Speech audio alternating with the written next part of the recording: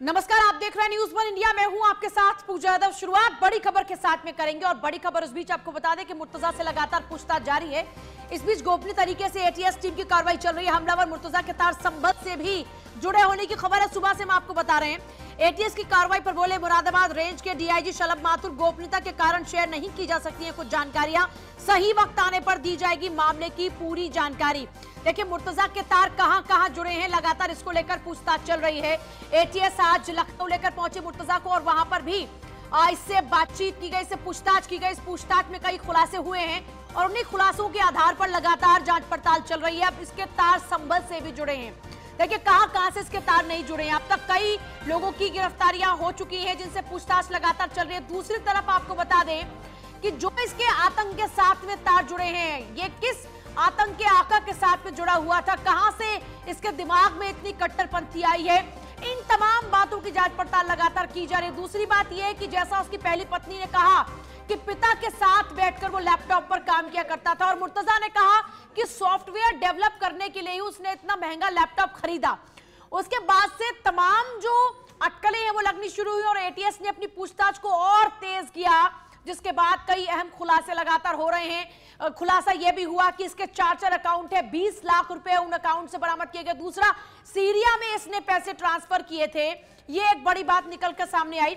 इसी तरीके से देखिए तक कई खुलासे इस पूरे मामले में हो चुके हैं और नए खुलासे लगातार चल रहे हैं। फिलहाल गोपनीय तरीके से भी कुछ कार्रवाई लगातार चल रही है एटीएस की।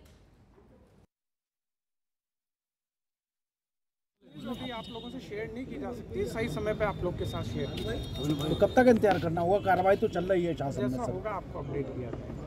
सर आज जनपद में कार्यक्रम था सर, कई जगह उद्घाटन किए गए सर, क्या था? जी कल रात में मेरे द्वारा यहाँ बनियाठेर थाने का भी निरीक्षण किया गया और उसके बाद पाठकपुर चौकी का देर रात में पुलिस अधीक्षक और अपर पुलिस अधीक्षक महोदय के साथ एक बार विजिट किया गया था और जो भी आवश्यक बिंदु उनके निर्देश और समीक्षा की गई थी। इसके बाद आज मॉर्निंग में यहाँ पुलिस लाइन में सुबह जो है पुलिस पेंशनर्स जो हमारे पुराने पुलिस के कर्मचारी होते हैं, जो अधिकारी, उनके साथ एक मीटिंग की गई। उसके बाद जो मिशन शक्ति का प्रोग्राम है और जो विशेष महिला सुरक्षा जो अधिकारी जो नियुक्त हुए उनकी।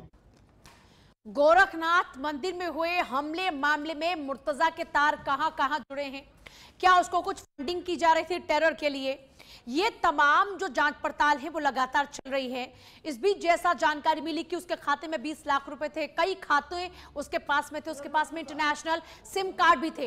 इस तरीके के कई खुलासों के साथ में देखिए ये बात भी निकलकर सामने आई है कि आतंक के जो आका बैठे हैं कहीं ये उनके कांटेक्ट में तो नहीं था और वो किन कांटेक्ट में था, किसके जरिए कांटेक्ट में था, क्या उसको पैसे बाहर से आ रहे थे आतंक फैलाने के लिए, कौन इसका ब्रेन वॉश कर रहा था, ये तमाम पहलुओं पर जांच लगातार जारी है। रिपोर्ट देखिए।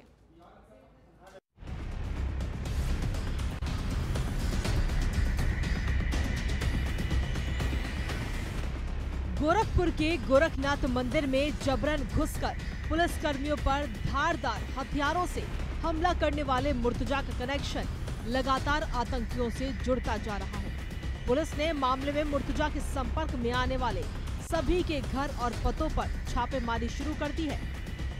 पुलिस उन लोगों की तलाश कर रही है जिन्होंने मुर्तजा की मदद करने का काम किया। पुलिस ने मुर्तजा के अलावा जिन 2 लोगों को अपने कब्जे में लिया है, उन लोगों पर आरोप है कि उन दोनों ही आरोपियों ने मुर्तजा को बाइक पर बैठाकर गोरखनाथ मंदिर के बाहर छोड़ा था। इसके अलावा पुलिस ने गोरखपुर के पास के जिले कुशीनगर से 2 लोगों को हिरासत में लिया है। संत कबीर नगर से 1 को और महाराजगंज से 2 लोगों को हिरासत में लिया गया है। इन सभी लोगों पर आरोप है कि इन लोगों से मुर्तजा चैट बॉक्स के माध्यम से बात करता था। में एक अभियुक्त ने कल गोरखनाथ पर हमला करने का प्रयास किया, जिसे कि पुलिसकर्मियों ने सजगता से नाकाम कर दिया और इसमें 2 पुलिसकर्मी घायल हुए हैं और जो अभियुक्त है उसको भी चोटें आई थी। तीनों लोगों का इलाज चल रहा है अस्पताल में। इसमें 307 और 7 CLA अन्य धाराओं में मुकदमा दर्ज किया गया है। गंभीर धाराएं इसके ऊपर लगाई गई है और ये गिरफ्तार किया गया है पुलिस के द्वारा। इसका रिमांड लिया जाएगा और नियमानुसार आगे कार्रवाई की जाएगी। फिलहाल पूछताछ में पता चला है कि ये गोरखपुर का रहने वाला है। इसके परिजनों से और इसके पास से जो सामान बरामद हुआ है उसमें पुलिस जांच कर रही है। आवश्यकता अनुसार बाहर के जनपदों में भी टीमें भेजी जा रही है ताकि इसका बैकग्राउंड चेक किया जाए और जो भी तथ्य सामने आएंगे उसके आधार पर आगे इसमें कार्रवाई की जाएगी। मुर्तजा के सभी कनेक्शन को खंगालने के लिए एटीएस की टीम उसके ससुराल जौनपुर भी पहुंची, जहां उसकी पत्नी से टीम ने पूछताछ कर जानकारी लेने की कोशिश की। इससे पहले टीम ने मुर्तजा अब्बासी के घर पर भी छानबीन की, जिसमें टीम के हाथ एक एयर गन लगी। पुलिस ने जानकारी दी है कि कुछ समय से मुर्तजा घर की छत और खाली जगहों पर एयर गन से निशानेबाजी सीख रहा था। वहीं गोरखपुर के आसपास के जिलों के अलावा पुलिस ने मुर्तजा का नेपाल कनेक्शन भी निकाला है। एटीएस ने मंगलवार को संभल के मियासराय में छापा मारा और इस छापेमारी में एटीएस के हाथ जो आरोपी लगा है उस पर देशद्रोह का मुकदमा चल रहा है। एटीएस ने आरोपी युवक का पासपोर्ट और कुछ कागजात भी जब्त किए हैं। इस छापेमारी के बाद एटीएस ने संभल में ही अपना डेरा डाल लिया है। इतना ही नहीं, जांच कर रही एटीएस संभल के कई दूसरे हिस्सों में भी छापेमारी कर रही है। आपको बता दें कि संभल हमेशा खुफिया एजेंसियों की नजर में रहा है। यहाँ कई आतंकी संगठनों के स्लीपर सेल भी मिले हैं। अब गोरखनाथ मंदिर हमले के बाद से फिर से यूपी के संभल पर एटीएस की नजर है। हालांकि मामले में एटीएस की टीम कहां तक पहुंचती है और इस साजिश के पीछे कौन है, इसके लिए प्रदेश से लेकर देश में इंतजार है। अब तक की मिली जानकारी के मुताबिक पुलिस ने इस साजिश को आतंकी घटना का नाम दिया है। Bureau report, news 1 India. सबसे बड़ी पार्टी बनकर बीजेपी उभर चुकी है। खास बात यह है कि लगातार बीजेपी का यह दावा है कि पिछले 7 सालों में ही 12 करोड़ जनता उनके साथ जुड़ी है और इसी लिहाज से सबसे बड़ी पार्टी बनकर बीजेपी उभरी है। लेकिन आज खास मौका है, 42वां स्थापना दिवस है बीजेपी का और इस दिन को बहुत ही धूमधाम के साथ में बीजेपी बना रही है। देखिए, 2 सीट से शुरुआत हुई थी, लेकिन आज प्रचंड बहुमत के साथ में बीजेपी सत्ता में है केंद्र में, और इसके अलावा भी लगातार राज्यों में बीजेपी का प्रसार हो रहा है। और सबसे खास बात यह है कि जिस तरीके से बीजेपी लगातार काम कर रही है उसके बाद लोगों के दिल में बैठ रही है। यही वजह है कि अब तो कई राज्यों में कई मिथकों को तोड़ते हुए भी दोबारा से सरकार रिपीट हो रही है। एक रिपोर्ट देखिए।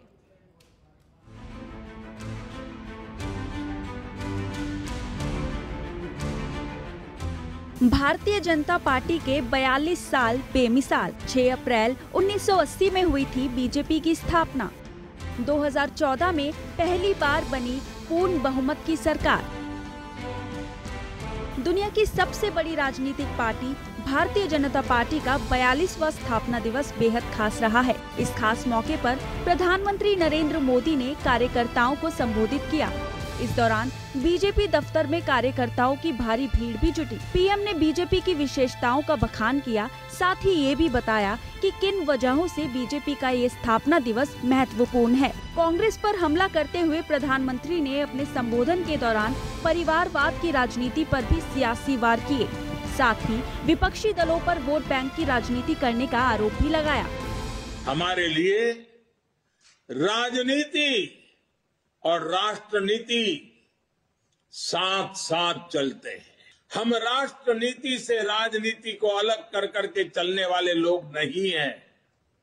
लेकिन ये भी सच्चाई है कि अभी देश में 2 तरह की राजनीति चल रही है। एक राजनीति है परिवार भक्ति की और दूसरी है राष्ट्र भक्ति की। केंद्रीय स्तर पर अलग अलग राज्यों में हमारे यहाँ कुछ राजनीतिक दल है जो सिर्फ और सिर्फ अपने अपने परिवार के हितों के लिए काम करते हैं। स्थापना दिवस के मौके पर बीजेपी के राष्ट्रीय अध्यक्ष जेपी नड्डा ने झंडारोहण किया और कार्यकर्ताओं को संबोधित करते हुए कहा कि हमारे कार्यकर्ताओं ने दिन रात काम किया है। सेवा ही संगठन है और सेवा ही हमारा लक्ष्य है। ये पार्टी गरीबों की पार्टी है। आज के दिन उन लोगों को याद करना बहुत आवश्यक है जिन्होंने जनसंघ काल से, जब हमारा दिया का निशान होता था, उस समय से भारतीय जनता संघ के काम को शुरू किया और उन्होंने आगे बढ़ाया। जब हम दिया जला करके चलते थे और बाद में हमने कमल खिलाया, ये एक लंबी यात्रा हमने पूरी की है और इसमें 3 से 4 पीढ़ियों ने अपने आप को खपा डाला। आज उन लोगों को याद करने का और नमन करने का दिन है जिन्होंने कुछ नहीं पाया था लेकिन विचारधारा के लिए अपना सर्वस्व लगाया। इस बात को हमको ध्यान रखना। बीजेपी के स्थापना दिवस पर लखनऊ बीजेपी ऑफिस में ध्वजारोहण किया गया। सीएम योगी और दोनों डिप्टी सीएम भी इस दौरान मौजूद रहे। हर मंडल से शोभा यात्रा निकाली गई। बीजेपी के स्थापना दिवस पर कई कार्यक्रमों का आयोजन भी किया गया। लखनऊ स्थित बीजेपी मुख्यालय में आयोजित कार्यक्रम को सीएम योगी ने संबोधित करते हुए कहा कि भारतीय जनसंघ की स्थापना का उद्देश्य यही था कि हमें सत्ता की राजनीति नहीं, हमें भारत के लिए संपन्न का भाव पैदा करने वाले लोगों को एक राजनीतिक दल के रूप में आगे बढ़ाने का कार्य करना है। दुनिया के ऐसे सबसे बड़े राजनीतिक दल के साथ हम सभी जुड़ करके अपने जीवन के सेवा के कार्यक्रम को आगे बढ़ाने का कार्य प्राप्त कर रहे हैं। इस अवसर पर भारतीय जनता पार्टी की स्थापना दिवस की 42वीं वर्षगांठ के अवसर पर मैं पूरे प्रदेश भर के कोटि कार्यकर्ताओं को हृदय से बधाई देता हूं, अपनी शुभकामनाएं देता हूं। सीएम पुष्कर सिंह धामी ने 42वें स्थापना दिवस की सभी को शुभकामनाएं दी। इस दौरान उन्होंने कार्यकर्ताओं को संबोधित करते हुए कहा कि पार्टी वट वृक्ष की तरह है और इसको बनाने के लिए सभी कार्यकर्ताओं ने मेहनत की है। हमारे लिए राष्ट्र प्रथम, संगठन दूसरा और व्यक्ति तीसरे स्थान पर हैं। पार्टी ने मुझ पर एक बार फिर से भरोसा जताया है, तो मेरा लक्ष्य अंतिम व्यक्ति तक विकास पहुंचाना है और यह मेरा संकल्प है। इस शुभ अवसर पर मैं आप सभी को ये 42वां स्थापना दिवस है और 42वें स्थापना दिवस की आप सभी को मैं बहुत शुभकामनाएं देता हूं। ये हमारा सौभाग्य है कि हम ऐसे संगठन के सदस्य हैं जिसके लिए हमेशा राष्ट्र प्रथम रहा है। हमने हमेशा ये सीखा है, चाहे हम किसी भी पहले किसी संगठन में काम करते होंगे, सीधे सीधे भारतीय जनता पार्टी में बाद में आए होंगे, हमेशा से हमने ये सीखा है अपने से बड़ों से कि राष्ट्र प्रथम, संगठन द्वितीय और व्यक्ति अंतिम, इस सिद्धांत पर हमारी पार्टी लगातार काम करती रही है। गाजियाबाद में बीजेपी ने धूमधाम से स्थापना दिवस मनाया। पार्टी कार्यालय पर नेताओं और कार्यकर्ताओं ने ध्वजारोहण भी किया, जिसके बाद शोभा यात्रा भी निकाली गई। भाजपा के 42 वर्ष जो समाज सेवा में और बिल्कुल साफ सुथरी कार्यशैली के साथ जो कंप्लीट हुए हैं, मैं सभी भाजपा के कार्यकर्ताओं को बधाई देना चाहूँगा और चाहूँगा कि इसी तरीके से आगे भी ये सब चलता रहे, समाज की सेवा होती रहे। इसी के साथ सभी को भाजपा के स्थापना दिवस पर बधाइयाँ। सर, बुलडोजर भी देखने को मिल रहा है शोभा यात्रा में, क्या कहेंगे इस पर आप? बुलडोजर एक सिंबल है हम लोगों का कि हम सुशासन के प्रति कितने सजग हैं। ये हमारा एक उदाहरण है, बुलडोजर हमारा एक प्रतीक है। बीजेपी की स्थापना 6 अप्रैल साल 1980 में हुई थी।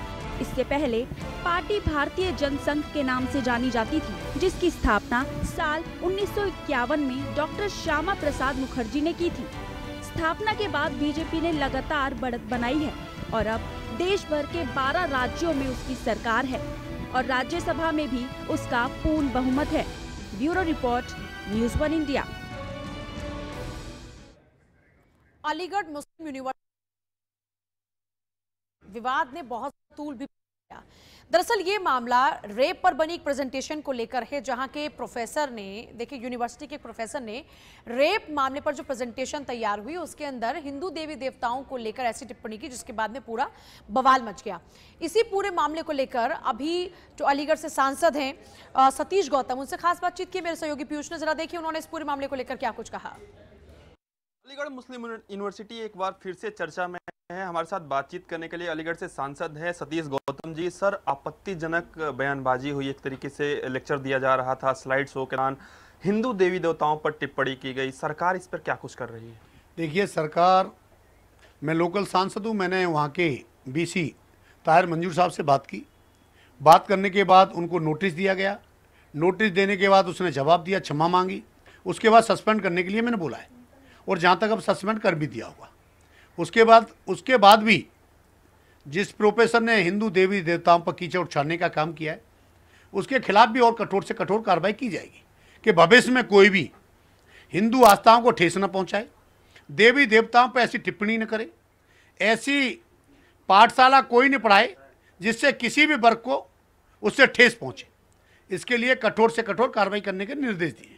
सर, अलीगढ़ मुस्लिम यूनिवर्सिटी अक्सर विवादित चीज़ों की वजह से चर्चा में रहता है। इससे पहले भी हमने देखा था कि जिन्ना का जिक्र काफ़ी हुआ था, तस्वीर को लेकर काफ़ी विवादों में रहा था। ऐसे में ऐसे एक्शन क्यों नहीं लिए जाते हैं कि जो ऐसे एलिमेंट है जो देश विरोधी गतिविधियां वहां पे करते हैं, जो किसी धर्म को भड़काने का प्रयास करते हैं, उनको वहां से निष्कासित किया जाए या कोई कठोर कदम लिए जाएं? अभी कठोरी कदम उठाए जा रहे हैं। 4 घंटे के अंदर सारी कार्रवाई, सस्पेंड करना और आगे यूनिवर्सिटी से बाहर का रास्ता दिखाया जाएगा, क्योंकि उन्होंने हिंदू समाज को ठेस पहुंचाने का काम किया है। हमारे जो देवता आस्था के प्रतीक हैं, जिनको हिंदू लोग, सभी हिंदू भाई उनको पूजते हैं, मानते हैं, ऐसी टिप्पणी करना ऐसे प्रोफेसर के द्वारा उस पर कठोर से कठोर कार्रवाई की जाएगी। धन्यवाद सर। तो ये थे हमारे साथ अलीगढ़ से बीजेपी सांसद सतीश गौतम जी, जिनका साफ तौर पे कहना है कि जो भी ऐसे कृत्य कर रहा है उसके खिलाफ कठोर से कठोर सरकार की ओर से कार्रवाई की जाएगी। वीडियो जर्नलिस्ट नयन गोसाई के साथ पीयूष तिवारी, नई दिल्ली। मेरे सहयोगी नीलेश चौहान ने दरअसल मंत्री धर्मवीर प्रजापति से खास बातचीत की है। कारागार मंत्री ने इस खास बातचीत के दौरान में क्या कुछ बातें कही हैं, तमाम जरा सुनिए। उत्तर प्रदेश सरकार में कारागार मंत्री धर्मवीर प्रजापति जी हमारे साथ बातचीत करने के लिए मौजूद हैं। कार्यभार संभाले महज 3 दिन हुआ है और 3 दिनों के अंदर जो बेहतर काम विभाग के लिए, कैदियों के लिए धर्मवीर प्रजापति जी कर सकते थे, उन्होंने करके दिखाया है। कहा जा सकता है कि 100 दिन का जो रूपरेखा तैयार करने की जिम्मेदारी मंत्रियों को दी गई थी, उसको तैयार करके और उसको धरातल पर लागू करने का जो सबसे पहला काम है धर्मवीर प्रजापति जी ने किया है। सर, सबसे पहले तो आपको बहुत बधाई। 3 दिन हुआ आपको कार्यभार संभाले हुए और इतना बड़ा निर्णय लिया गया आपकी तरफ से, क्या कुछ कहें? धन्यवाद। सब माननीय हमारे देश के प्रधानमंत्री क्रियाशील हैं, कर्मठ हैं, और माननीय मुख्यमंत्री योगी जी कर्मठ हैं। उनसे ही प्रेरणा हम लोगों को मिली है और मिलने के बाद पदभार लेने के बाद मन में ये था कि भारतीय जनता पार्टी का कार्यकर्ता के रूप में जो काम करते करते यहाँ तक पहुँचे हैं हम, तो स्थापना दिवस पे कुछ अच्छा किया जाए, परमार्थ का काम किया जाए। बस मन में आया तो जानकारी मंगाई पूरे उत्तर प्रदेश से कि कितने कैदी ऐसे हैं जो न्यायालय के अर्थ के दंड के कारण जेल में हैं और उनके परिवारजन वो अर्थ जमा नहीं कर पा रहे। जानकारी आई तो 136 लोग मिले। फिर हमने कुछ समाजसेवियों से बात की, वो तैयार हो गए। तैयार होने के बाद में फॉर्मेलिटी पूरी की और आज इस भारतीय जनता पार्टी के स्थापना दिवस पे इस पुण्य काम को करने में हम कामयाब हुए। आत्मसंतुष्टि है कि ये हम कर पाए। सर, अगर कैदियों की बात की जाए, जेल की बात की जाए, तो जेल के वातावरण को शुद्ध करने की आप बात कर रहे हैं। क्या व्यवस्थाएं आने वाले समय में जेल के अंदर दिखाई पड़े? मेरा अपना मानना है कि कितना भी दुष्प्रवृत्ति का व्यक्ति हो, उसके साथ आत्मीयता का व्यवहार किया जाए तो निश्चित बदलेगा। ये प्रयास हमारा रहेगा। कल हमने कारागार विभाग की बैठक बुलाई थी सभी जिलों से और सबसे कहा है कि आत्मीय व्यवहार सबके साथ होना चाहिए। एक उसमें विशेष बेहतर प्रयास हमने किया है सुधार के लिए कि मिलने की व्यवस्था है कैदियों की, वो ऑनलाइन ऑफलाइन बंद करके ऑनलाइन व्यवस्था की जाए। तो हमारे कहीं कभी का आरोप लगता है कि मिलने नहीं दिया जाता, कई तरह के आरोप लगाए जाते हैं। तो ऑनलाइन व्यवस्था हम आगे करने जा रहे हैं कि जब तक ऑनलाइन की सीधी प्रक्रिया लोगों तक पहुंचे तब तक ऑफलाइन ऑनलाइन चलता रहे, लेकिन धीरे धीरे उसे ऑनलाइन की व्यवस्था में हम लोग ले आएँ। पूरी पारदर्शिता से जो सरकार हमारी पिछले 5 साल में चली है, इसको और पारदर्शिता में हम आगे ले जाएं। मेरा अपना मानना है कि हम उत्तर प्रदेश को जेलों का विभाग हो, चाहे हमारे होमगार्ड वाला विभाग हो, एक हम ऐतिहासिक कदम ऐसे उठाएं जो अन्य प्रदेशों के लोग भी उत्तर प्रदेश से सीखें कि उत्तर प्रदेश में ऐसा हो रहा है। ये करने का प्रयास हम लोग करेंगे। धर्मवीर प्रजापति जी, जिनका साफ तौर पे कहना है कि उत्तर प्रदेश सरकार और मुख्यमंत्री योगी आदित्यनाथ ने जो जिम्मेदारी इनके कंधों पर डाली है वो बखूबी उसका निर्वहन करेंगे। आने वाले समय में जेलों की जो व्यवस्थाएं हैं उसको और ज़्यादा दुरुस्त किया जाएगा। साथ ही जो होमगार्ड के जवान हैं, अधिकारी हैं, उनके लिए भी बेहतर काम करने का जो प्रयास इनकी तरफ से निरंतर जारी रहेगा। वीडियो जर्नलिस्ट सोनी के साथ नीलेश चौहान, न्यूज़ 1 इंडिया, लखनऊ। देखिए, लगातार सरकार एक्शन मोड में है और जहां पर भी अवैध संपत्तियों का निर्माण हुआ है उन जगहों पर लगातार बुलडोजर चल रहा है। प्रशासन लगातार अलग अलग जिलों में अवैध निर्माणों पर शिकंजा कसता हुआ नजर आ रहा है। प्रदेश के 3 जिलों में एक बार फिर से बुलडोजर चला। महोबा, गोरखपुर, लखनऊ इनमें शामिल है। अवैध अतिक्रमण के खिलाफ में मौके पर मौजूद प्रशासन और अधिकारियों का कहना है कि कहीं भी अगर अवैध निर्माण किया जाएगा तो उसको बर्दाश्त नहीं किया जाएगा। वहीं दूसरी ओर मुख्यमंत्री योगी आदित्यनाथ भी अपने संबोधन में कई बार दोहरा चुके हैं कि प्रदेश में अवैध अतिक्रमण को बख्शा नहीं जाएगा और अतिक्रमण करने वाले लोगों पर भी सख्त कार्रवाई होगी, जिसके तहत लगातार यूपी प्रशासन एक्टिव है और जगह जगह अवैध कब्जे की जांच की जा रही है।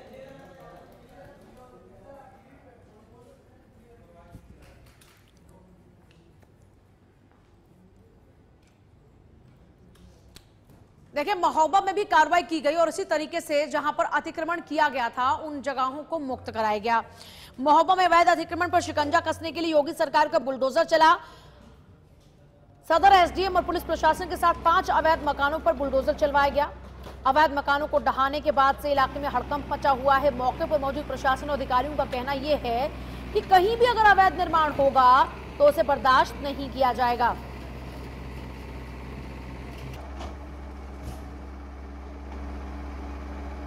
अवैध अतिक्रमण का अभियान अभी वो इलेक्शन के दौरान यहाँ अवैध निर्माण की सूचना मिली थी तो लेखपाल आके रुकवा गए थे, तब भी उन लोगों ने बाद में निर्माण कर ली।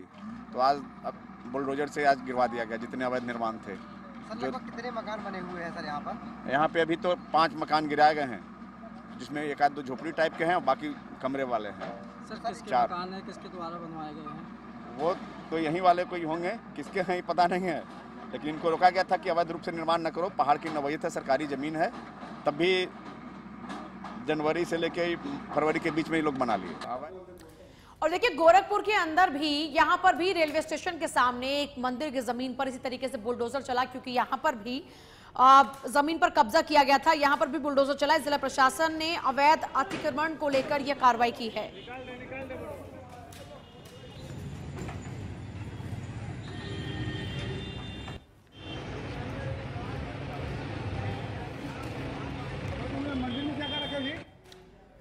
योगी सरकार में बदमाशों में इतना ज्यादा खौफ है कि बदमाश अब गले में तख्ती लटकाकर पुलिस स्टेशन पहुंचते हैं और वहां पर वो ये बार बार कहते हैं कि वो अपने अपराध को मानते हैं, आज के बाद वो कोई अपराध नहीं करेंगे। बड़े बड़े हिस्ट्री शीटर भी पुलिस के सामने अपराध ना करने की कसमें खा रहे हैं। हिस्ट्री शीटर के खिलाफ में थाने में करीब 9 मुकदमे दर्ज हैं। लूट, स्नैचिंग, हत्या के प्रयास सहित अन्य धाराओं में मुकदमे दर्ज हैं। सहारनपुर में हाथ में तख्ती लेकर थाने पहुंचा हिस्ट्री शीटर, उसकी तस्वीरें आप देख रहे हैं जहां पर वो बकायदा कसम खा रहा है कि अब आगे से वो ऐसा नहीं करेगा।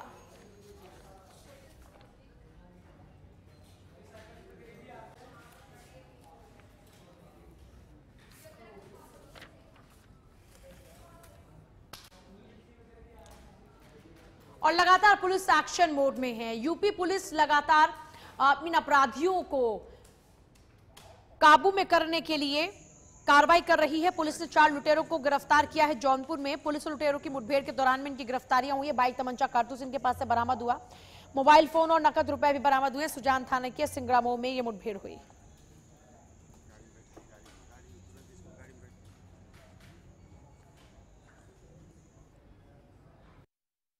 पुलिस अधीक्षक जौनपुर के नेतृत्व में जनपद जौनपुर की पुलिस टीम, जो थाना सुजानगंज की पुलिस पार्टी और थाना प्रभारी के द्वारा अपना अपराध नियंत्रण के क्रम में अपराधियों की चेकिंग की जा रही थी।